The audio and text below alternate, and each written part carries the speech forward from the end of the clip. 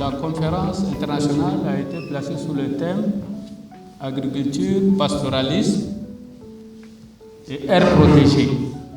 Évidemment, avec en toile de fond les tensions. Vous avez suivi finalement les enjeux liés à la gouvernance, des points de vue finalement sortis des tables rondes, et tant sur les expériences de terrain que au niveau donc, des décideurs. Les expériences de terrain ont également prouvé et confirmé déjà ces tensions, mais avec des propositions qui ont été suggérées. Nous voudrions aussi pas vous écouter simplement pour nous clôturer cet important événement, mais vos points de vue aussi. La solution ou bien les solutions se trouvent auprès des concernés, que ce soit les agriculteurs, les éleveurs et puis ceux qui sont en train de contrôler les aires protégées. C'est ceux-là qui vont trouver la solution parce qu'eux, ils vivent les problèmes.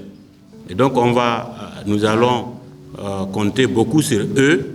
Nous tous, que ce soit agriculteurs ou éleveurs, on veut qu'il n'y aura pas de tension et c'est notre vœu le plus cher. C'est pour cela que sur le terrain, on a souvent mis des comités de prévention et de gestion, par exemple, de conflits qui sont sur le terrain, composés des agriculteurs et des éleveurs.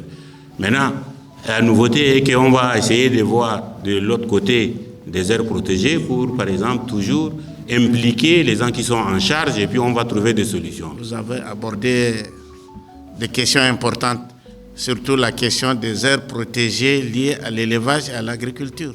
Je prends le parc des Assous. Le problème, c'est d'abord la délimitation par rapport aux besoins de la population.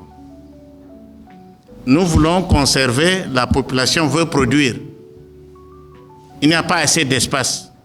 C'est là le problème.